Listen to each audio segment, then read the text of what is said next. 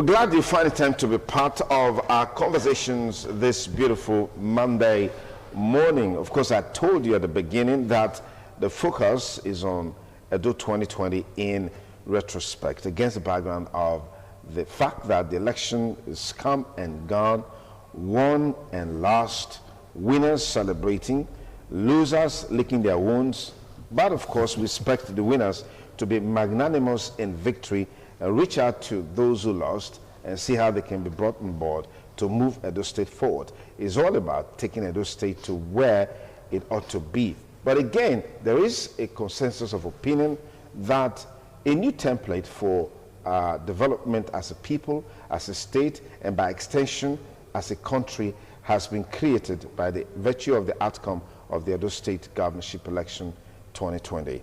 I'm joined now by three gentlemen who were very, very forthcoming in our analysis here in the build-up to the Edo State governorship election. And the election is come and gone, won and lost, as I said earlier.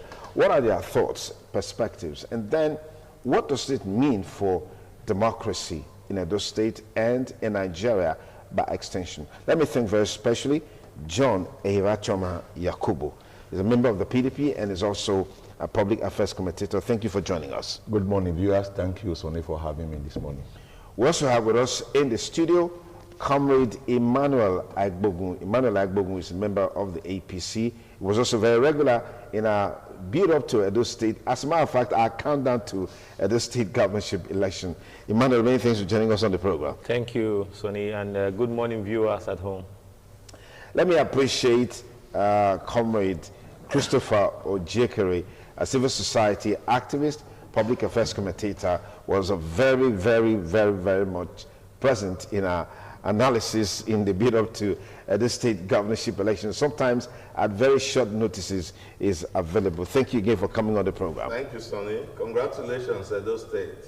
Okay, let me begin with John. John, the election is come and gone.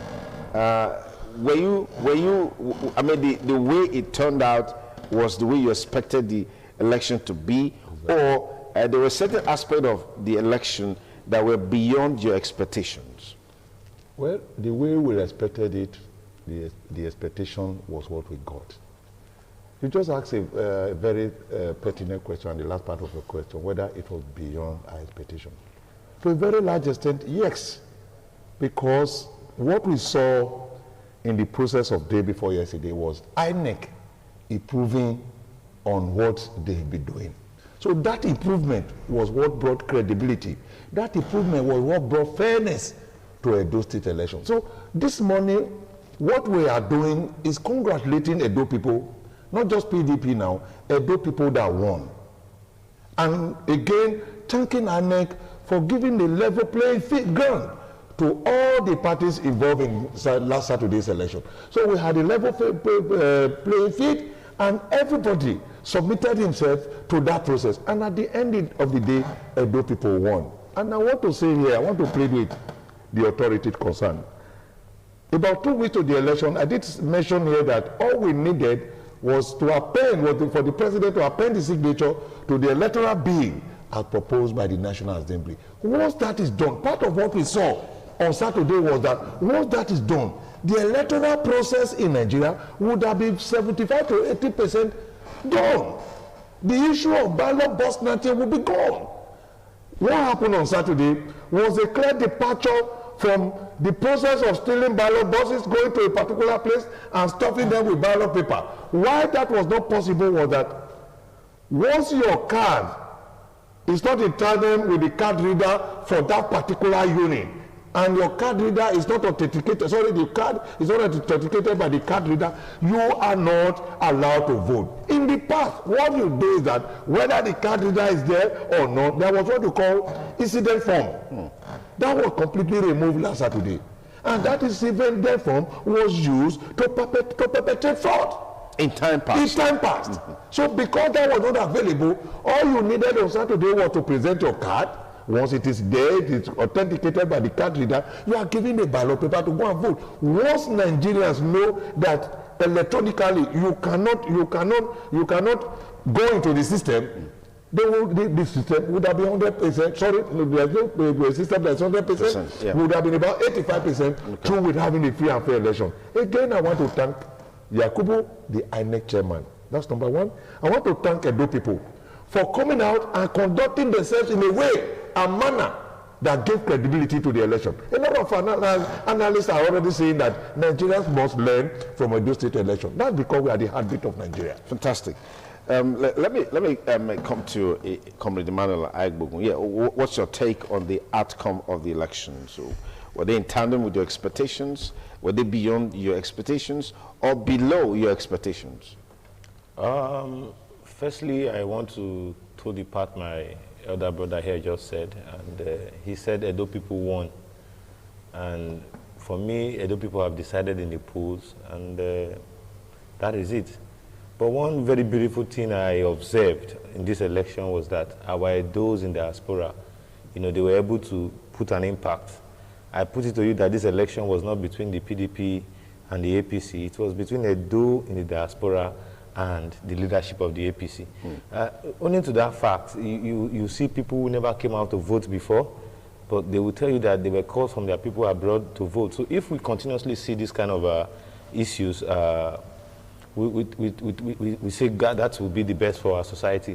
But that aside, I am a very ardent supporter of the Pastor Saigeze Yamon's movement, and I strongly believe that the battle is not lost because we have a governor who has issues with his educational founding. We also have a governor who bought double nomination forms in 2 political parties. And as a citizen of the Federal Republic of Nigeria, knowing the decision of the Apex Court in these 2 similar situations, I don't see Obaseki, clutching the inauguration exercise come November 12. November 12. Okay, we'll keep our fingers crossed and see how that plays out ultimately. But let me get Chris in. Chris, I know that, okay, let me just let you, ventilate your views on some of this issue. Then that's what I'm going to ask, which is something you always wished for the South states. Yes. All right, please, it's in place for me to repeat a congratulations to Godwin Noyoase Obaseki, who has been declared the winner of the Edo 2020 September 19 governorship election. And the Edo people, as my colleague here has said, for their resilience and inexorable determination to ensure, as my brother here magnanimously agreed, that the will of Edo people prevail. That the maxim that came up in Edo State, not as an antagonism to the Yoruba race or to Lagos State, but as an antagonism against a system, a status quo and the hegemony of oppression. We said Edo is not Lagos. By that maxim, we mean that Edo people, Edo race, and any race of people by extension should be allowed to determine who rules them, whether they want to elect a monster or they want to elect a saint. Let the people's will prevail. We believe in democracy, and that democracy is a system where majority will and majority say should be upheld. So I congratulate Edo people to hold on to that idea. And that's why I agree with my brother that there is no victor, no vanquish in this election. What we have is the will of a people mobilized and united and prevailing in an election. So to that extent, I say congratulations to Edo people. Now, but I beg to differ from him. The governor's certificates, as at today, is not only in the public space, but it's been confirmed by the institution the governor himself attended, confirmed by the issuing authorities that gave the governor those certificates. So the governor is absolutely qualified, an alumna of the University of Ibadan, to contest this election. And so that issue has been laid to rest. So I differ there from him. However, the election was free and fair. As my brother observed, it beat our expectation in terms of INEC's input. And all Nigerians should be happy at that. Because when you are able to transmit results, immediately they are announced at the polling unit. And there's a portal, technologically driven, where those results are reflected before the world. It enhances the credibility of the election. It improves the profile of the supervisory body, INEC itself. All of this we saw come to play. Then Edo people, I have not done the full computation, but I think this is the highest turnout of Edo voters since 1999. From the two results, we're already having over 600,000 there, if my computation is right. What we have had consistently for the past 3 elections is about 450,000. But we have about 600 and something thousand here. But we also urge INEC, and as much as we are inclined to praising them now and we are happy with the development, but I'd like to beg them, if you take unit by unit analysis of the results, you will find that in some units you have as much as 700 voters come out to vote, but only about 400 and something, or only about 400 were able to vote, because 250 something were disqualified. Not because they didn't have voters card, but as my brother said, they were disqualified by the card reader. So that technology needs to be revisited and reviewed, because we don't want to disenfranchise voters when they have your own card which you issued to them, and then your own machine is rejecting them. It means that something has to be done to improve that card reader so that we don't disenfranchise Edo people. Now, if everybody that came out with the voters card had voted, perhaps we would have been having like 8,000 turnouts for the governorship election. That's a good improvement on our democratic participation by citizens. So we like to urge ANEC to visit the card reader so that we can begin to have more participation, because democracy is a participatory governance. And when you have more people coming out to vote and they are able to vote, exercise their franchise, then the expression of the people is better expressed. And people are more involved in the process, and then you have less disenchantment with the system. So I think to that extent, we are very happy with what has happened in Edo State. Yes, and then did you say I should go into my passion? Yes, your passion. Yeah, my passion has been that I want regional integration. The question of federalism have been on the burner, and it has refused to be brought on the front burner. It's just been on the burner.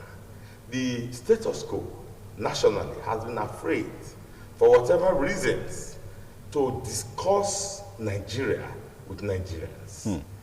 I would describe Nigeria as a geographical expression. And then after the Civil War, Gowon came up with statism.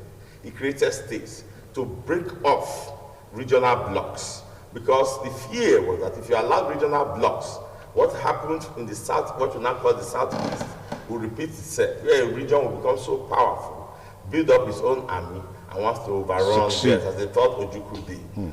But however, the federalism that we practice, in practice has not worked.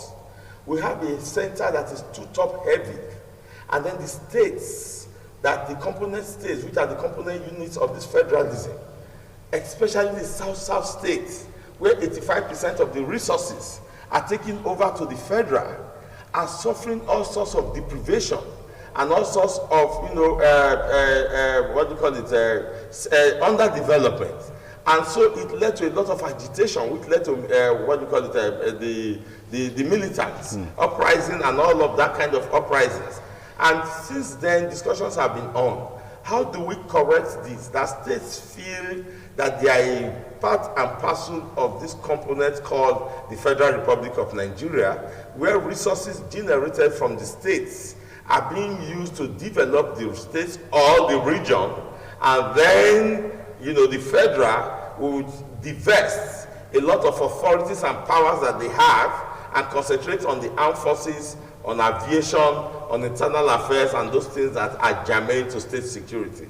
This has been the discussion. Now, that hasn't gone anywhere. Every time you set up a constitutional conference or you set up whatever conference by whatever name, you find that what you eventually find is that people are defending their regions. Yeah. So in an unspoken and tacit terms, Yeah. regionalism is back. Now, since we cannot achieve it through that route, Yeah. my belief has always been, let states have a kind of regional affiliation around philosophies and concepts.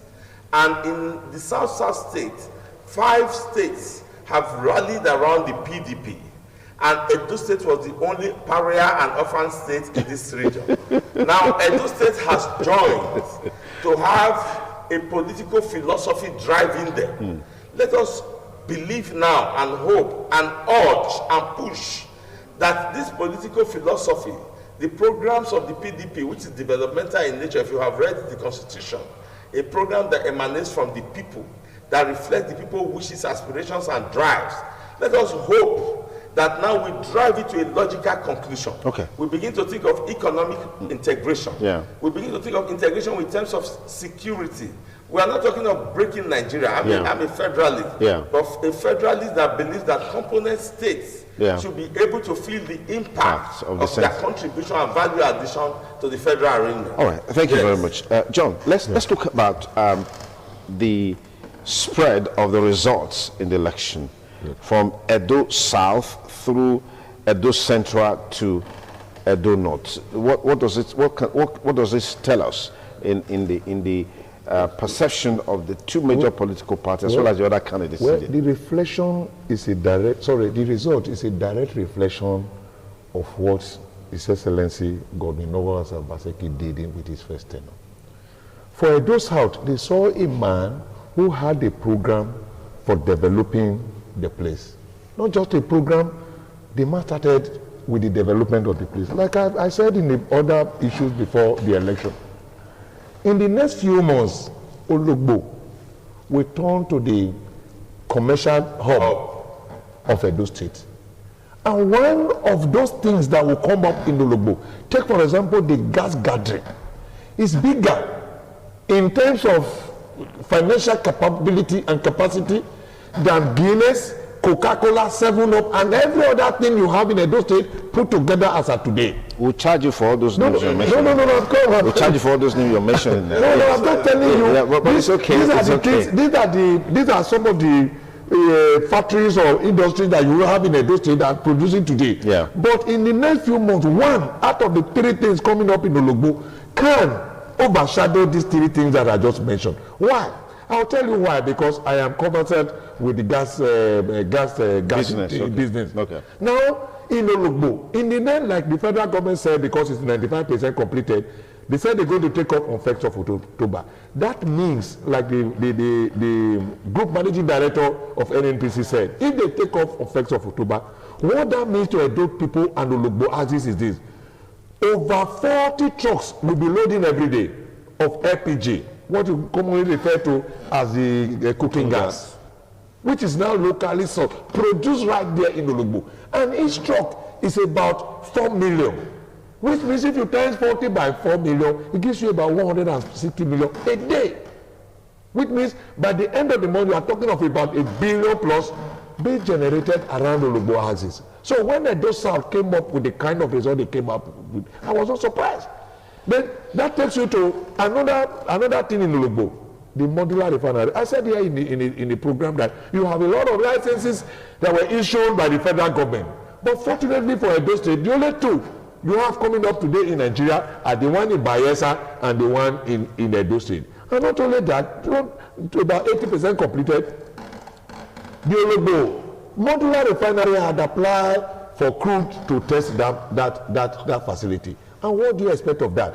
The diesel that will be produced from Ologbo will serve Edo, will serve Delta, will serve Anambra. I mean, we take care of a lot of sister states that are around, and this is coming from Edo South. So when the Edo South people came out, and I mentioned one thing again, I said one thing: look at the corridor that leads to the sea, the natural sea, the Gele port. Look at what the governor have done. A lot of people say, oh, he said he was going to build a port. The man that produced and provided the corridor that leads to that place. And what we just need to do is to improve on that. Before you know, sheep would have started betting in Gele Gele and would now be talking of a seaport in Edo State. So what you have from Edo South was a complete reflection of the activity of His Excellency, the governor of the state. If you go to the civil service today, everywhere in the civil service in Edo State is computerized. What you pensioners, they all trooped out because for the past 4 years, none is being owed a dime. So that is for Edo South. When you come to Edo Central, where I am from, we had an agenda, and that agenda was carried to the letter. That agenda was by the people of Edo Central, and by the grace of God, we had that agreement before the election. And what you saw on that day was that the agenda that you had. Was this agenda documented? No, it was just a verbal. You didn't need to document it. Okay. We are part and parcel of Edo State. Yeah, because we have seen several agendas of this nature. They disintegrate and they go into the winds when it matters most. No, it is left for us as a people to begin to struggle, to come to Edo South and say, look, this is what we have in mind. Okay. To go to Edo North, we didn't need Obaseki to sign the paper. That would be undemocratic. It would be undemocratic for us to put a paper down and say, Your Excellency, you must sign this paper for us before we go to the pool. Okay. Democracy is about agreement, is about negotiation. And I believe that as a people from Edo Central, we'll be able to negotiate our position through, and at the end of the day, we'll get one. Not just negotiating it through, we believe we have the capacity, once again, after the people will produce in the back, to drive this thing. That's why we talk about Islam agenda. Okay. And we had it, you saw the result. Like my friend said, comrade said, this election, Saturday's election, was a different election because every unit, anybody's crying blue mother now, tell the person to bring his unit results. We are not talking about collation at the ward or LGA or the state level. No. Like he said, which was correct. That was why I gave INEC. I praised INEC. Once the elections have been concluded at the unit level, you have no result that will not come from the unit. Everybody, all the agents have signed. A picture of that, that result would have been taken and transmitted. So anybody saying that this election was rigged by way of manipulating results should show Edo people a particular unit was different from the unit result that was released by INEC. And you don't have that.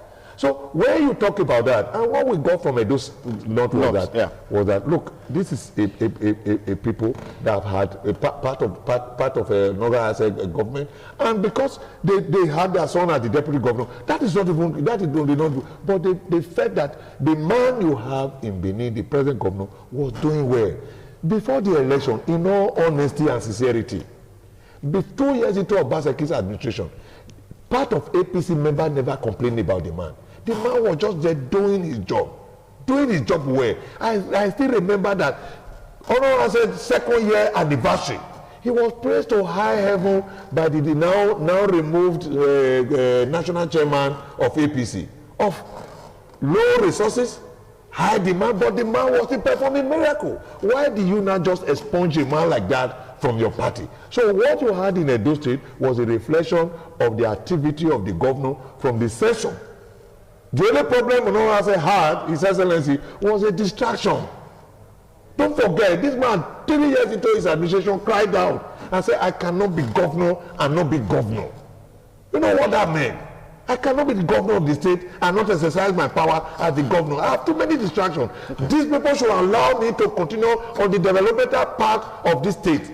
And what we have provided for His Excellency is that as a party, we are going to allow him to continue to drive how to develop Edo State, and at the end of the 4 years of his reign, a different person entirely will come up, and again, Edo people will elect that person to be governor, so that we can have a template for developing Edo State. Okay, comrade, what are your thoughts on the results from the 3 senatorial districts? Well, as I earlier said, that the elections were true reflections of the desires of Edo people.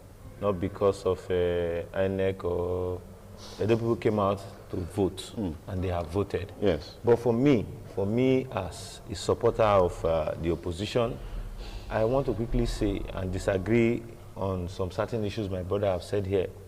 If you see Obaseki has performed, I don't know how you can commensurate that with the monies available to his administration within the last 3.5 years. So what do you think? What do you think was responsible for the outcome of the election if it wasn't performance? Yeah. Let me tell you something. I started by saying that Edo in diaspora. Yes.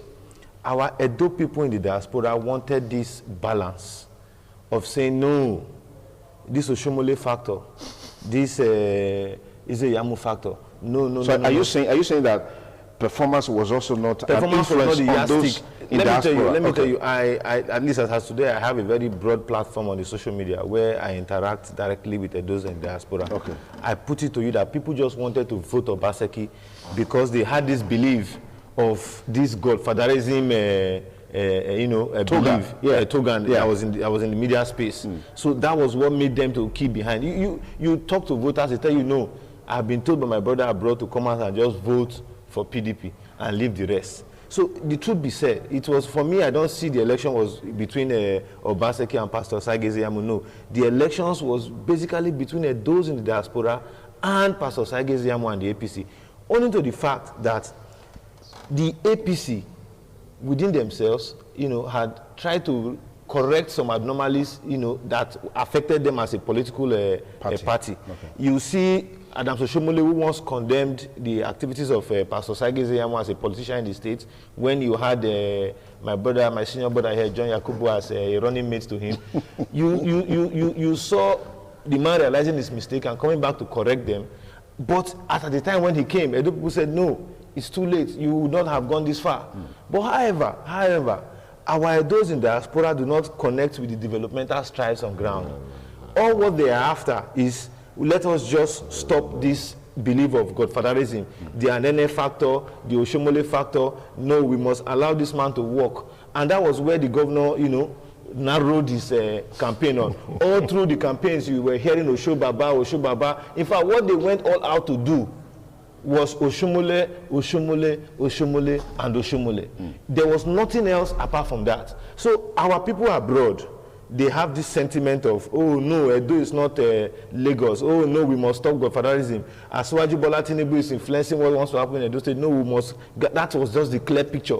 So, but however, I put it to Edo people this time around that within the next 2 years, they will now begin to see what some of us said, because under the leadership of Governor Nogega Obaseki, I put it to you that nothing tangible will be achieved. Okay, let me pause it there, Comrade Emmanuel.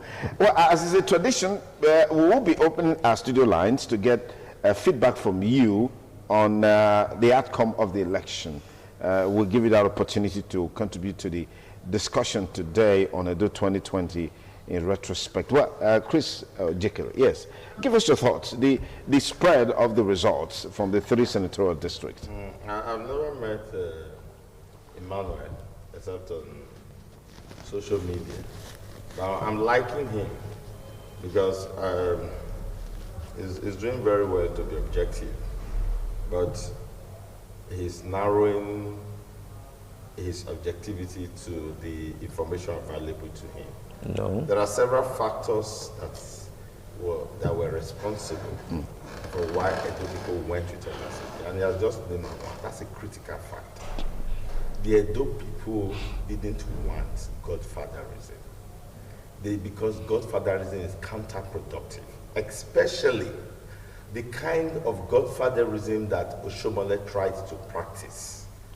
It was brazen and insulting to the sensibility and intelligence of Edo people. My cousin was talking to me last night, and he said, Oshomole lost me in the past few weeks to the election when he started to invite Tinubu, I don't want to use the exact terms he used in the description, to come and decide. He said he felt it was an insult for Oshomole to invite Tinubu to come and begin to decide for Edo people where Edo people should go. This is the land of Igodomigodo. It's a very proud race. We are the only nation and race, black race in the world. Go and read your world history. That was recognized by the world as an established kingdom, city. Benin was named as a city by a Portuguese explorer who came in the 15th century that named Benin as city. So we don't need anybody. We are Republican by nature. And justice is our first motto and principle. We don't need anybody from outside, let alone a floating. Ambassador just said he didn't know how to describe him. He wasn't the national chairman of the party. He wasn't the chairman of BOT, and they call him national leader of the party. By what that nomenclature came by what designation? He has no designation. He just has money. We have people in Edo State that have money. So it was an insult to invite Tinubu to come and tell Edo people where to go. So he's right in that sense. He's right in the sense in which Oshomode wants to tell us that we are stupid. 4 years earlier, you had come to say so many things. And 4 years later, you are coming to tell us that you made a mistake. And so we should follow your mistakes and follow your errors and follow. So it was insulting. They took Edo people for granted. So that's a strong factor. But he is not correct at all. And I think he has just revealed to us one of the deceptions that misled them there, to say that Obaseki's performance and Obaseki's achievements was not a deciding factor in the election. It was I never. say to him now, if anybody is going to controverse what Mr. John Yakubu has just explained now about the gains and the potential gains, which is sustainable, of the modular refinery in Nudubu, then it means that the person continues to is that a state government project? No, I don't want us to just put this to an argument. Let's have his time, okay? The thing is that all the beneficiaries of that modular refinery will be Edo State people. And that's providing jobs for Edo State people. That was the thinking. He has not mentioned Dosyomo. Go to Federal Secretariat. Dosyomo has been stepped down. I went there myself. I saw the transmitting station.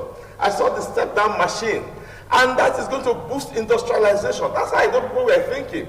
Go to Gelegele, you have 4 gunboats and you have 4 other boats. There are 8. They are commissioned. There's a police post there now. It's going to reduce crime activities around Gelegele, all the kidnappings, and you are having the Edo State is the beneficiary.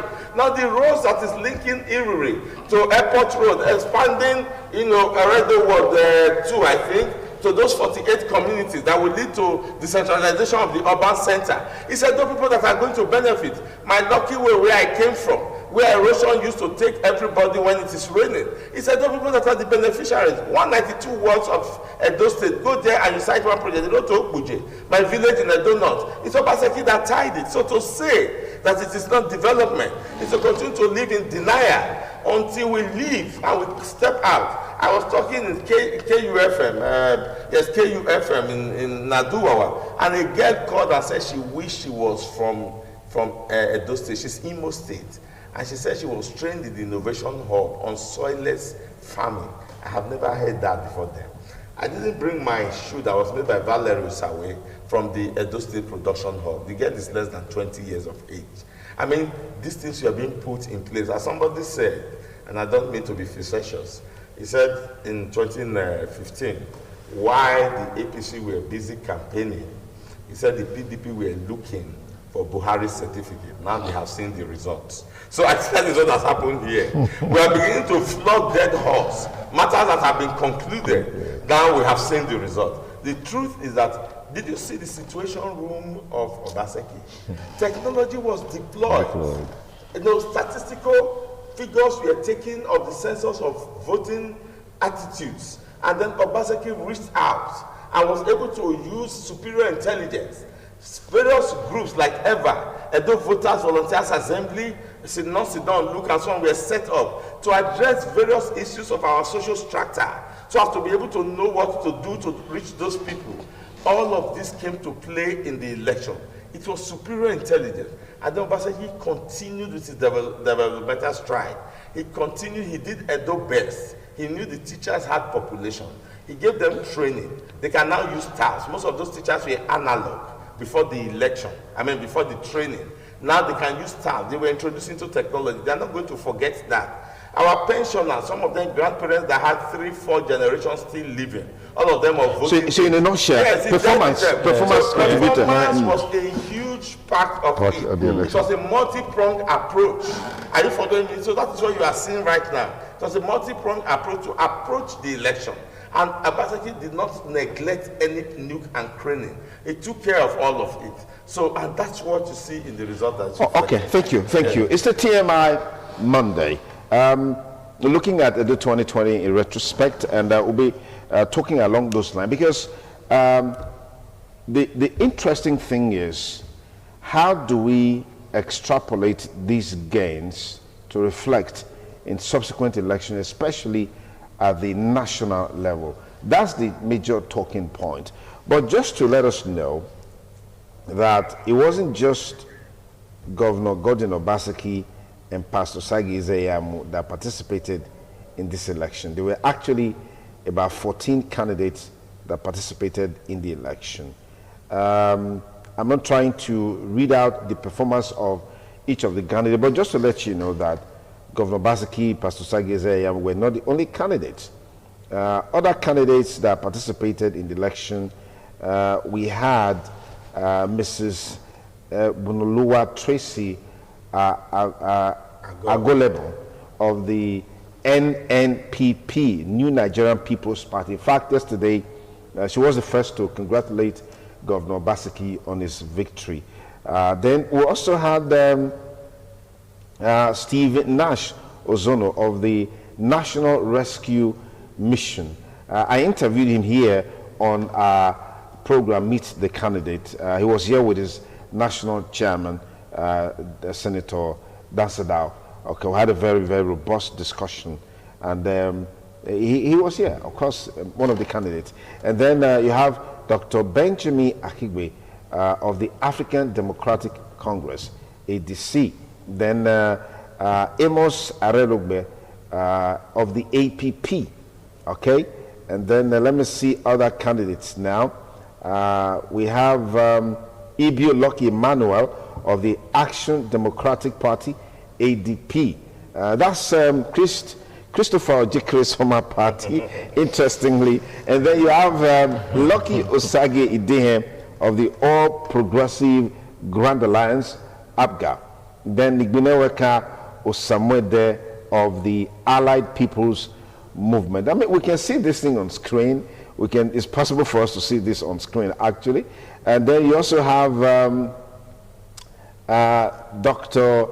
Isaiah Osifo, Labour Party, and then Felix Ikezo Obayangbo of the SDP, then Jones Osagiobari of the Young Progressive Party, YPP, Akhalame Ameme Nogena of Zenith Labour Party, ZLP.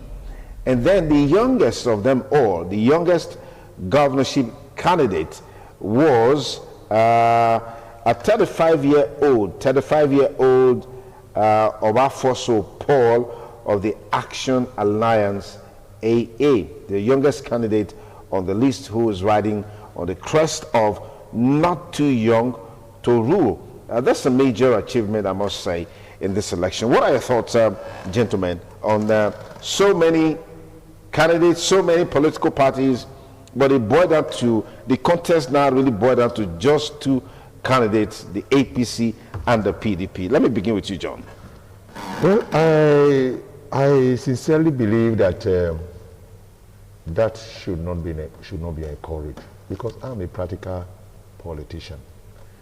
By so doing, we are giving too much load to INEC, because a situation where you have to process 14 persons for the election, 14 different political parties for the election, prepare for 14 different logo, print papers as long as the one that we had for the election, only to discover that one of the candidates or few of the candidates are not even getting 1 or 2 votes from the election.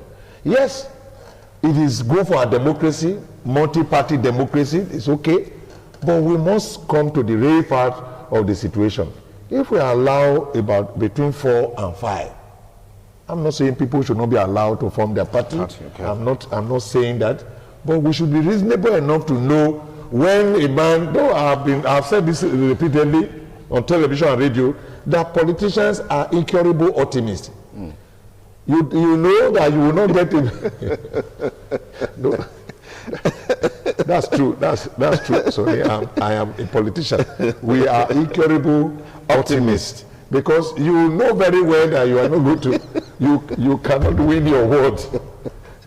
But even your unit. Even your unit. Yes. But before then, yes, you are on air telling people that while others are campaigning, you are just waiting for your swearing-in ceremony. And that is laughable, and I'm sure that is why you are laughing.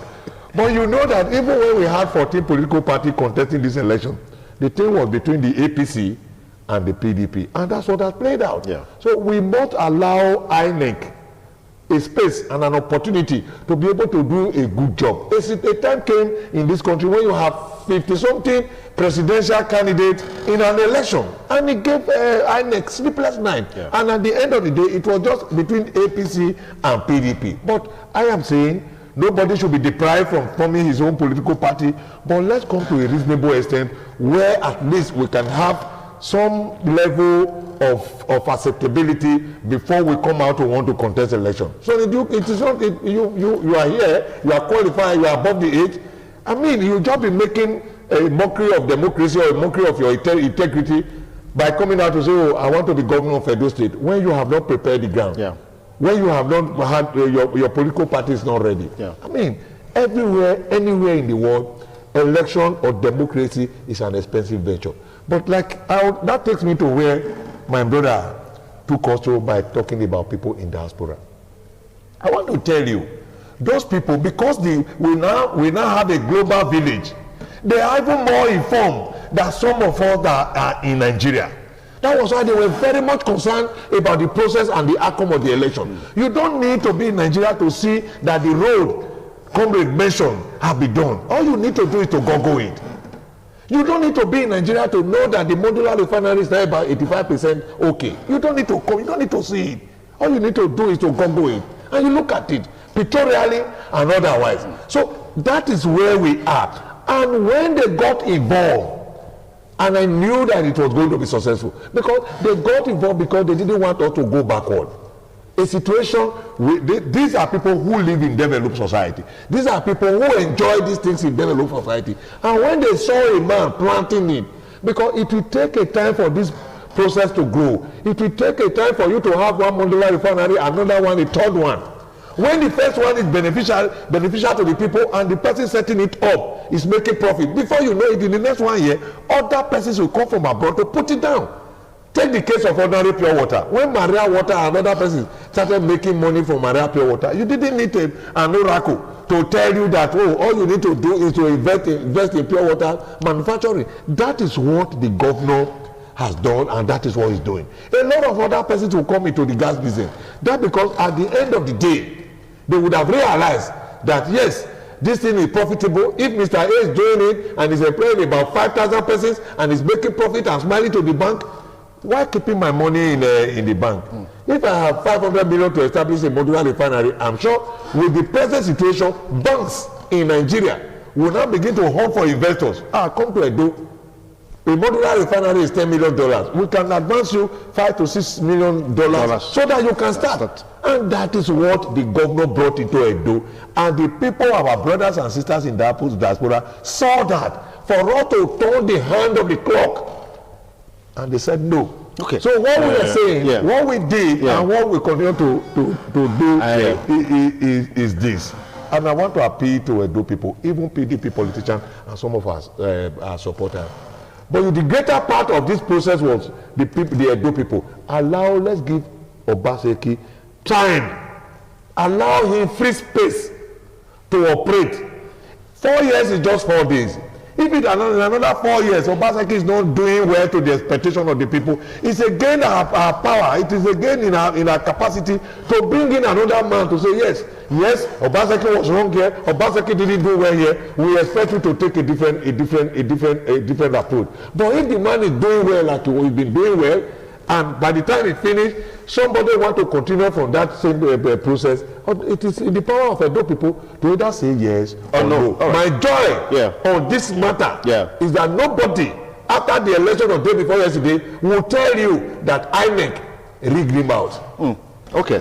Emmanuel, yes. I talked about the number of political parties that participated, and it eventually came to just 2 major candidates. Yes. You see, part of what our society is known for is for respecting the opinions of the elite. And when most of these elites do not rally around these so to say, small parties. Because I think the last time I used the word mushroom party, people said it was too harsh. So to say, these small parties. Even the small parties is still the meaning, okay. In a sense. The other political parties, yes. So our elites do not rally around them. You know, you do not have the who is who in the society, you know, discussing policies or politicking with these small parties. Okay. And that gives room for the, you know, bigger parties like the APC and the PDP to always clinch, you know, the forces of campaigning and networking to grow their party.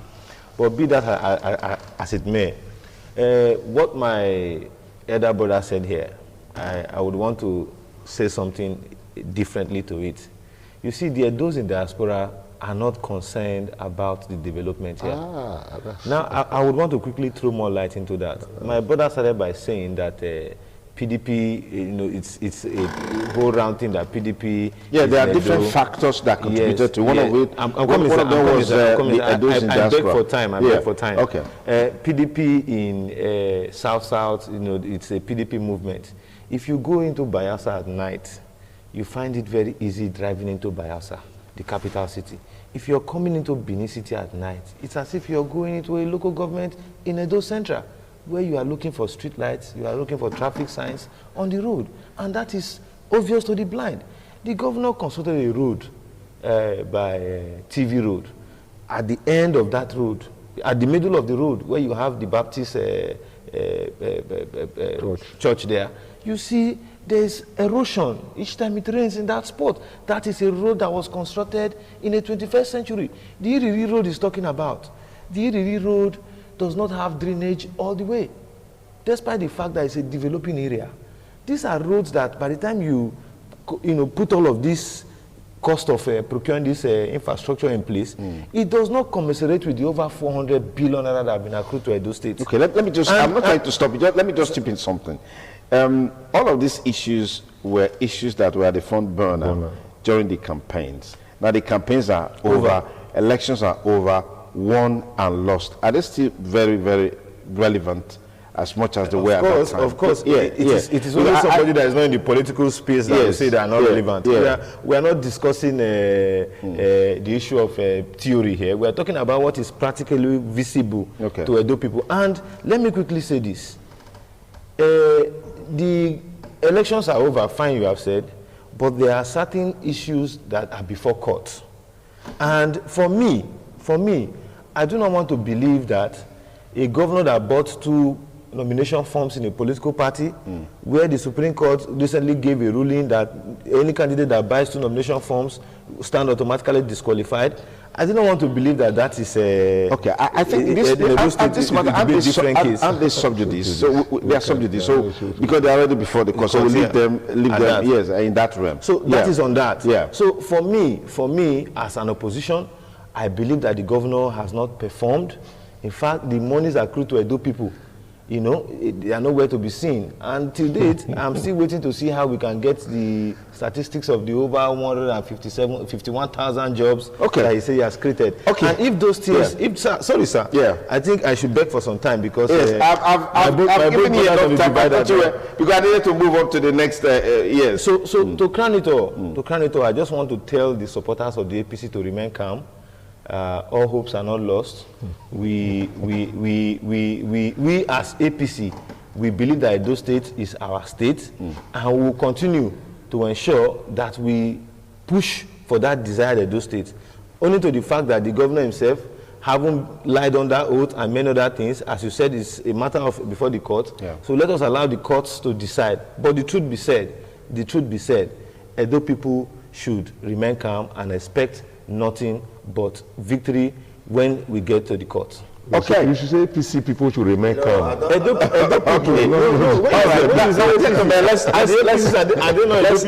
stay on course. 052-290-573. That's our usual studio number. Is on the screen. And then you can also WhatsApp us with this number 070-6710-7477. That number also will be on screen shortly. But before we start taking our calls, let me get Chris to ventilate his views on some of these issue that I raised, particularly with the number of people, number of governorship candidates, and then the eventual winners in a sense. Yeah. It's interesting. I'm a believer in multi-party democracy. And I think in politics more than in anything else, nature takes its course. In America, you have over 400 parties. It might shock you to know that. But nature took its course, and you have two prominent parties, the Republican parties and the Democratic Party. It appears that the Nigerian situation is towing the same line. Okay. If repeatedly we continue to have elections, and the two prominent parties continues to be the PDP and APC, so be it. But as much as I agree with my colleagues, that is costing INEC a huge loss. A fortune. Yes, to maintain those parties. I think that my best model was 1979, when we had 5 defined parties. The only problem wrong with that, it was apart from the UPN and the NPN, others seemed to be regional parties, not intended. Just that they couldn't go beyond the region to gather the kind of influence, like GMPP, which was my favorite party, politics without bitterness, in Ibrahim Waziri. Yes, so if we can have such a situation, I think it will all go better for us to have 5, 6 parties at the very most. We have 6 geopolitical zones, so let's just say. But why you can be a regional party? Comrade Austin Osakwe has a theory that every time he expresses it, I'm enthralled. I'm still turning it over in my mind. He said, why do we have to have national parties? I mean, you can form, what is political parties? An association of people of like minds. Common interests. Yes, you can form a party around a state. You can form a party. Up guys ruling Anambra State, but ruling Anambra State for the past how many years? Yes. He's staying there. And they have representation at the National Assembly. Yeah. You can have parties around the state, senatorial district, local government. I said, look, I'm only interested in Northern West local government area. I want to run with this. I think we can have that. But how are we going to manage the cost? That's another thing that needs to be worked out. But the reality is that we have 2 major parties. But just to say, for these 14 parties, people like Dr. Isaiah Osifo, I know him very well. I mean, his credentials to qualify for that position is not in doubt. It's impeccable. Now, I think that this other party should apply themselves more to the process. Okay. Don't form parties with the sole aim of some of the things that some of us know. Form parties with the sole aim that you want to make yourself relevant. Get involved in the issues. Make the sacrifices. And if you do that and you are taken seriously, then what Igbogun said will not be the case. Elites will become interested and say, this party looks serious. They are vibrating the political space and they seem to be interested in power.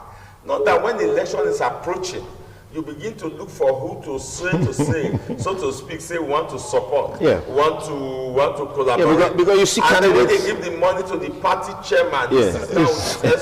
and shares the money. Say, Shari. If you want to be taken seriously, be serious.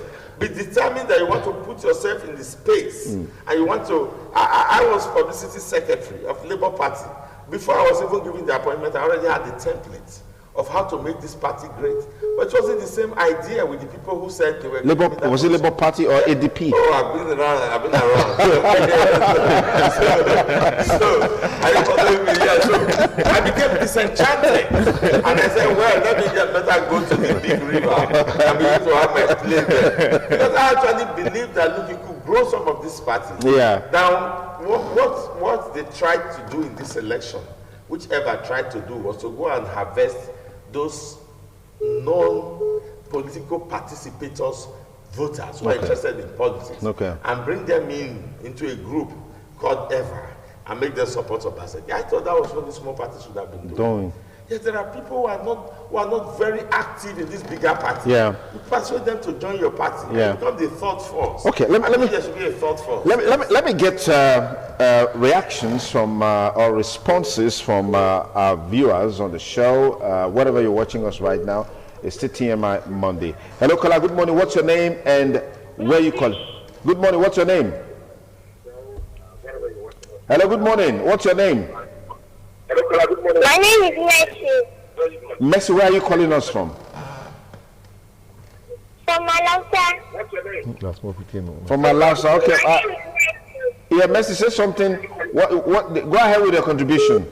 I'm calling you from Lagos State. Okay. From Alausa now to Lagos State. Anyway, Alausa is in Lagos State. But we couldn't really hear what you were saying, so we had to take you off. Thank you. Hello, caller. Good morning. What's your name? Good morning, caller. What's your name? What's your name, caller? Good morning.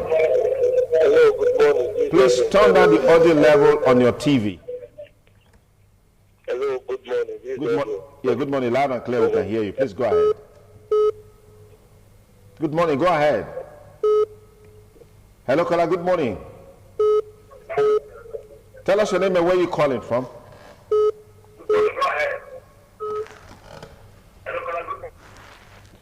The line is jammed. Everybody wants to talk at the same time. That's not going to be possible. Hello, caller. Good morning. What's your name? Hello. Yes, good morning. What's your name? Yes, my name is Abiodun. Abiodun, where are you calling us from? I'm calling from Avenue in Togo. Go ahead, please. Yes, I appreciate the Edulites for taking a good decision in terms of putting the right people in which they want in government.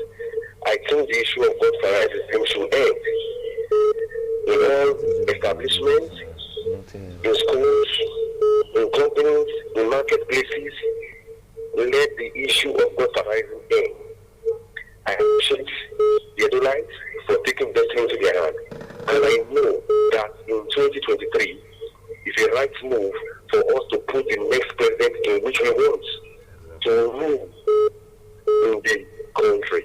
Okay. And I believe every country will emulate Nigeria for taking this good step. And this is the right step towards achieving the growth in the country. I appreciate the Edulites. Thank you. Thank you. Hello, caller. Good morning. What's your name? Yeah, my name is Patrick Wozelu. I'm calling from Port Harcourt. Okay, Port Harcourt. Go ahead, Patrick. Yes, I'm watching you guys live, and I want to thank the people of those states for what they have done. Okay. And my main reason of calling, actually, I don't belong to any political party. I've never voted in my life, but what prepared me to come down to a day to vote this Saturday was just for three good reasons. One, to tell the people that if we are united, we can put an end to federalism. That is one. Then two, for the developer, I never imagined in my life that those states can create an environment for refinery to come into my state. I never imagined in my life, in my entire life, that we can have dream of utility seaports. I never imagined in my life that we can have power plants for those states. The whole federation is talking of 4,000. Why only a day we are talking of 50, 55, 55 plus. So you can imagine that if there is transformer everywhere, the whole city will be light up. Only these three reasons alone. But that's what is not dealing with this one. But we create a local environment for you to achieve that.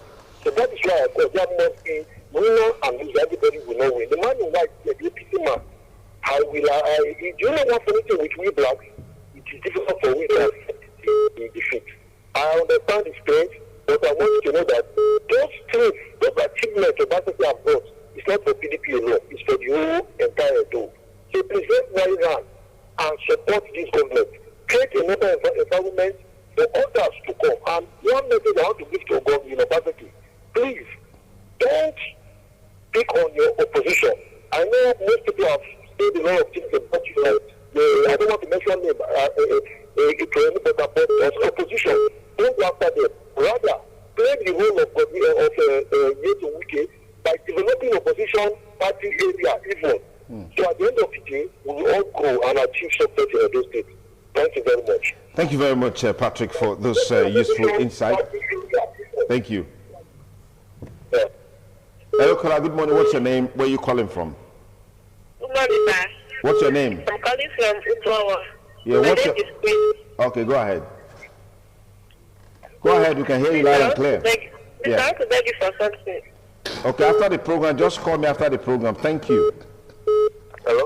Yes, good morning. Good morning, sir. Yeah, what's your name? My name is Where is John calling us from? I'm calling from Ugo. Yes, go ahead, please. Just to appreciate the people for good work. And I don't know the mark on the sky blue that has a face mask on his mouth. Yes. I don't know his name. You don't know his name? His name is John Yakubu. John Yakubu, yes. Yeah, okay. There is something I want you to do for me. Okay, you call him after the program. You call him after the program. Governor. Yeah. So that he will not be put to shame. I have been hearing everything then. I want him to do everything possible because those things are decided. Even myself, I was worried. I was panicked because this has never happened. People that have been ruling for 4 years, 8 years. But there's one thing about this capacity. Pensioners, workers, they do not complain again. That's my personal issue. But in terms of the second coming, I want him to do well, not to the expectation of what the opposition party is saying. I don't have anything against anybody. That's the advice I have for that matter. Okay, thank you, thank you for your contribution. Hello, caller, good morning, what's your name? Good morning, please turn down the audio level on your TV. Hello? Good morning, we can hear you, go ahead. Yeah. Hello? Good morning. Morning. We'll find it difficult to hear what you're saying. Hello, caller, good morning, what's your name? Hello. Yeah, what's your name? Where are you calling from?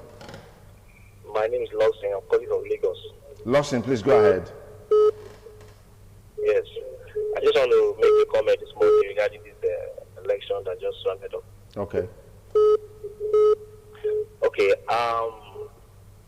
Like I said yesterday, I said that the era has come where it's no longer PDP or APC. It's now going to be what the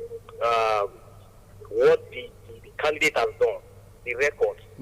That is what is speaking now. And I'm so happy that the other people have decided, well, it's not a bad APC or PDP. Or Governor Baseki have done well, and it deserves it. All right, thank you. Our time is fast spent. We just want to take a last round of contribution from our panelists. How do we escalate the gains of this election to the entire country? Because that seems to be the new narrative, that I do people show that if we're united as a people, we can actually turn things around for the country. John, yeah, how do we escalate this? Well, as a practicing politician, I said it earlier on this program. All we need to do, seeing what happened in Edo State, is to allow INEC to concentrate and do the needful. Well, the National Assembly have done part of that. Okay. Once that bill is signed, even before now, I have been emphasizing on that bill. Because what we make the process clean is what we make the process a transparent one is when you put in place some of those things that will prevent people from rigging election. Okay. Once that bill is signed and the PVC and the card reader is now made sacrosanct, would have been 85% or 90% true with the process. All right, comrade. Yeah. Yes, just as we have said, INEC should improve on their practice. For me, I'm also an advocate of the electoral bill that was passed by the House of Assembly that is still awaiting the expenditure of President Muhammad Buhari. And one other thing I will also say that we've not said here is the security agencies. I want them to continue towing this part of neutrality and try to live up to the expectations of Nigerians. Okay. And the political parties to themselves always get prepared and be ready to play soft. All right. The rest of Nigerians must know the principal components of democracy, the people. The people owned this process in Edo State. And irrespective of the fact that we have not signed the electoral bill and we've not corrected those anomalies, we can see a free and fair election. And now people are watching. There was such a massive interest in the Edo election all over the country. So let the people of each state own the process in their state and ensure that they push it through, that their will and their ballot must count on the election. Fantastic. Thank you very much, gentlemen, for your time. Ownership by the people is the way to go, even as we look forward to all of the legal framework to be reworked and put into the public space to guide our electoral process. Once again, big congratulations to Edo people, whether you're in the PDP, whether you're in the APC, big congratulations to you. We'll take a short break. We'll be back with you for the rest of TMI Monday with yours sincerely. Don't go away.